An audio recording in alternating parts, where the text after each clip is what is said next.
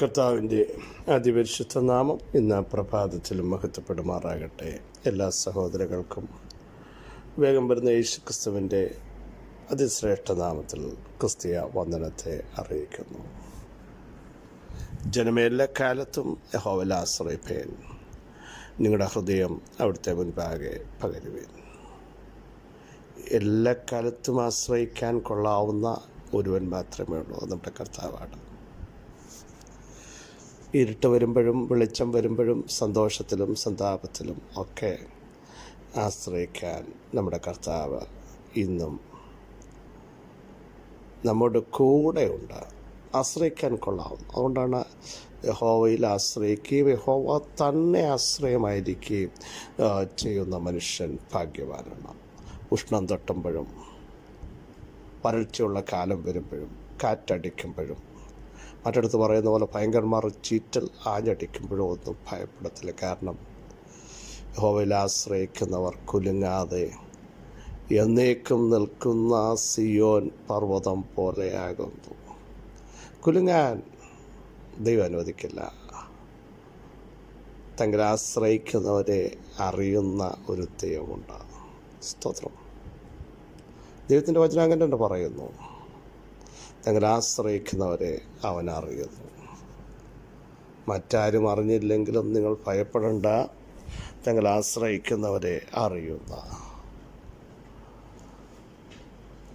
മറ്റൊരു സങ്കീർത്തനത്തിൽ ദാവീദ് പറയുന്നത്, മറ്റെങ്ങും ഞങ്ങൾക്ക് ആശ്രയിപ്പാനില്ല, അങ്ങയിൽ മാത്രമാണ് ആശ്രയിപ്പാൻ. സഹായിപ്പാൻ കഴിയാത്ത പ്രഭുക്കന്മാരിലോ അവരുടെ ശ്വാസം പോകുന്നു, അവർ മണ്ണിലേക്ക് തിരിയുമ്പോൾ ഞങ്ങളുടെ ആശ്രയം ഞങ്ങളുടെ ദൈവത്തിങ്കൽ മാത്രമാണ്. ഈ പകലിലും നമ്മുടെ ആശ്രയം നമ്മുടെ ദൈവത്തിങ്കൽ മാത്രമായിരിക്കട്ടെ. മനുഷ്യരിൽ ആശ്രയിച്ചാൽ പരാജയപ്പെടും, അവർ വാക്കുമാറ്റും. പക്ഷെ ദൈവത്തിൽ ആശ്രയിച്ചു കഴിഞ്ഞാൽ ഒരു കാലഘട്ടത്തിലും പരാജയപ്പെടാൻ എൻ്റെ ദൈവം അനുവദിക്കത്തില്ലെന്ന് ഈ പകലിലും വിളിച്ചു പറയാൻ എനിക്ക് നിയോഗമുണ്ട്. അതുകൊണ്ടാണ് 62-ാം സങ്കീർത്തനം പറയുന്നത്, ജനമേ എല്ലാ കാലത്തും യഹോവയിൽ ആശ്രയിപ്പേൻ. തകർത്ത് കളയാൻ തള്ളിയിടാനൊക്കെ ശത്രുക്കൾ ഇപ്പുറത്ത് പദ്ധതി ഒരുക്കുമ്പോഴാണ് സങ്കീർത്തനക്കാരൻ പറയുന്നത്, എല്ലാ കാലത്തും യഹോവയിൽ ആശ്രയിപ്പേൻ. ഹൃദയം പകരുവേൻ, വെള്ളം പകരുന്നത് പോലെ ഹൃദയം ദൈവം പകരാൻ തയ്യാറാകുമെങ്കിൽ ഉത്തരമരുളുന്ന ഒരു ദൈവമുണ്ട്. വീര്യം പ്രവർത്തിക്കുന്ന ഒരു ദൈവമുണ്ട്. ഉയർന്നിരിക്കുന്ന ഒരു ദൈവമുണ്ട്. ശക്തീകരിക്കുന്ന ഒരു ദൈവമുണ്ട്. അവിടുത്തെ കരം ഇന്നും നമുക്ക് വേണ്ടി പ്രവർത്തിക്കും എന്നുള്ളതിന് സംശയമില്ല. ആരൊക്കെ യഹോവയിൽ ആശ്രയിച്ചിട്ടുണ്ടോ, അതുകൊണ്ടാണ് 22-ാം സങ്കീർത്തനം പറയുന്നത്, ഞങ്ങളുടെ പിതാക്കന്മാർ അങ്ങയിൽ ആശ്രയിച്ചു, അവരാശ്രയിക്കുകയും നീ അവരെ വിടുവിക്കുകയും ചെയ്തു. സ്തോത്രം. നമ്മുടെ പൂർവ്വപിതാക്കന്മാർ ദൈവത്തിൽ പൂർണ്ണമായി ആശ്രയിച്ചു, ട്രസ്റ്റ് ചെയ്തു. ദൈവം അവരെ വിടുവിച്ചു, സിംഹങ്ങളുടെ വായടച്ചു, തീയുടെ ബലത്തെ കെടുത്തി. ഹല്ലേലൂയ. കാൽവെച്ച ദേശം അവർക്ക് കൊടുത്തു. അവർ നിമിത്തം രാജാക്കന്മാരെ ശാസിച്ചു. ദൈവത്തിൻ്റെ കമാൻഡുകൾ തൻ്റെ ജനത്തിനു വേണ്ടി ദൈവം പുറപ്പെടുവിച്ചു. ധൈര്യത്തോടെ ദൈവത്തിൽ ആശ്രയിക്കാം, പതറാതെ ദൈവത്തിൽ ആശ്രയിക്കാം, വിശ്വാസത്തോടെ ദൈവത്തിൽ ആശ്രയിക്കാം. ആ പർവ്വതങ്ങളിലേക്ക് നമ്മുടെ കണ്ണുകൾ ഉയർത്തിയിടും ഞാൻ എൻ്റെ കണ്ണുകൾ എന്ന് പാടുന്നത് പോലെ ഈ പകലിലും ആശ്രയിക്കാൻ നമുക്ക് ദൈവം പാകെ ഒന്നടുത്തെല്ലാം. ലൂക്കോസ് വിശേഷം അതിൻ്റെ 19-ാം അധ്യായം 33-ാമത്തെ വാക്യം നമുക്കെല്ലാം അറിയാവുന്ന വാക്യമാണ്. ലൂക്കോസ് വിശേഷം 19:33 വളരെ സുപരിതമായൊരു വാക്യമാണല്ലോ. കഴുതക്കുട്ടിയെ അഴിക്കുമ്പോൾ അതിൻ്റെ ഉടയവൻ കഴുതക്കുട്ടി അഴിക്കുന്നത് എന്താ എന്ന് ചോദിച്ചതിന് കർത്താവിന് ഇതിനെക്കൊണ്ട് ആവശ്യം ഉണ്ട് എന്ന് അവർ പറഞ്ഞു. ഈ സംഭവം നമുക്കെല്ലാം വളരെ വ്യക്തമായി അറിവുള്ളതാണല്ലോ. ബെത്ലഹേമിൽ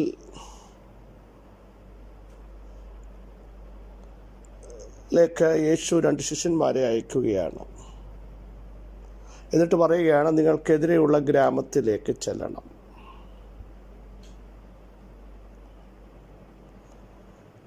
നോർമൽ ഗ്രാമത്തിലല്ല, എതിരെയുള്ള ഗ്രാമത്തിൽ, നിങ്ങൾക്കെതിരെയുള്ള ഗ്രാമത്തിലേക്ക് നിങ്ങൾ പോകാൻ തയ്യാറാവണം. അവിടെ കടക്കുമ്പോൾ ആരും ഒരിക്കലും കയറിയിട്ടില്ലാത്ത ഒരു കഴുതക്കുട്ടിയെ കെട്ടിയിരിക്കുന്നത് കാണും. കെട്ടപ്പെട്ട ഒരു കഴുത.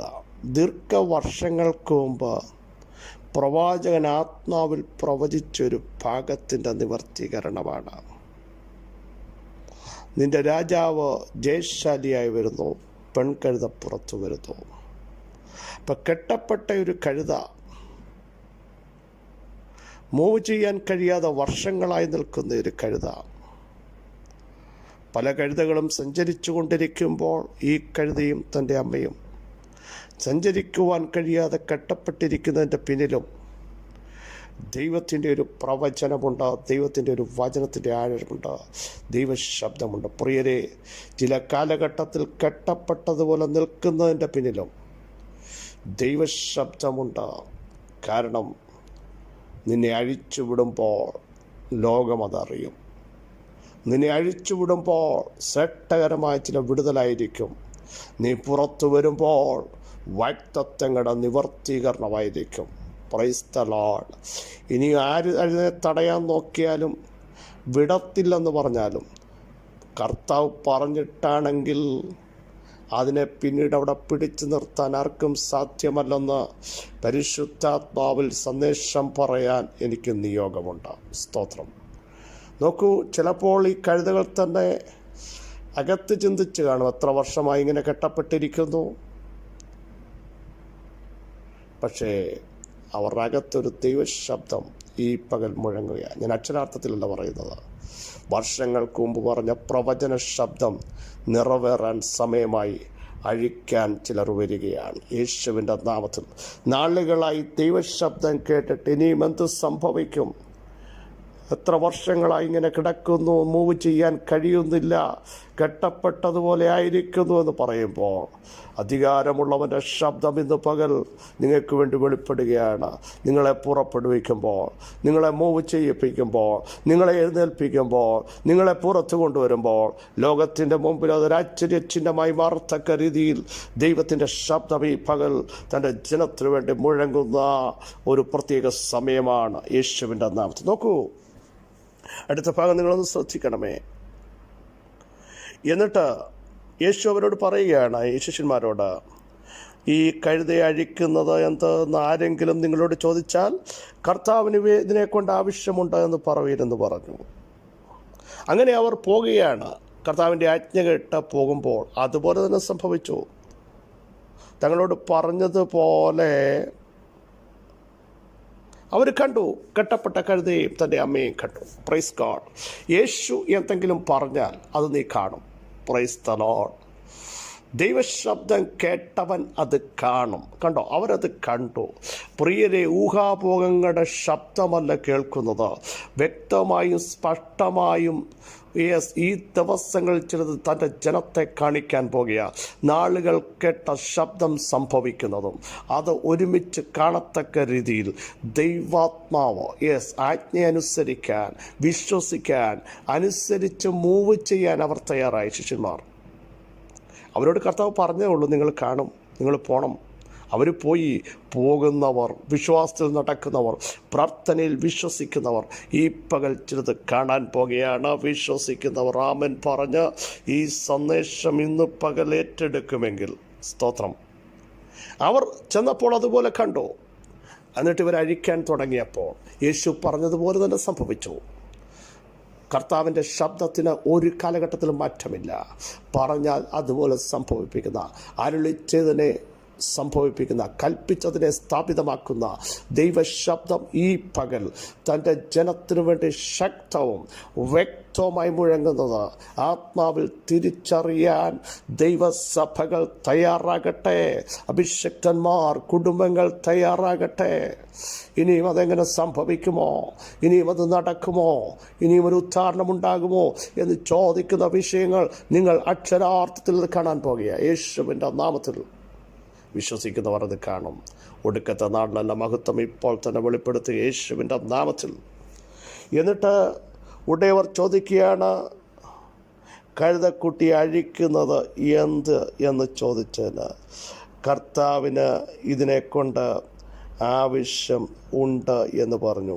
അതിനെ യേശുവിൻ്റെ അടുക്കൽ കൊണ്ടുവന്നു. ഈ പകൽ ചിലതിനെ കൊണ്ടുവരാൻ കെട്ടപ്പെട്ട ചിലതിനെ, മൂവ് ചെയ്യാൻ പറ്റാത്ത ചിലതിനെ ഉടയവൻ്റെ അടുക്കലേക്ക് കൊണ്ടുവരാൻ പോകും. യേശുവിൻ്റെ നാമത്തിൽ നിന്നോട് പറഞ്ഞ ദൈവശബ്ദത്തിൻ്റെ അടുക്കലേക്ക്, നിന്നെ കഴിഞ്ഞ നാളുകൾ ശക്തീകരിച്ച ദൈവശബ്ദത്തിൻ്റെ അടുക്കലേക്ക്, ദൈവ സാന്നിധ്യത്തിൻ്റെ അടുക്കലേക്ക് ചിലരെ പരിശുദ്ധാത്മാവ് കൊണ്ടുവരാൻ പോകുകയാണ്.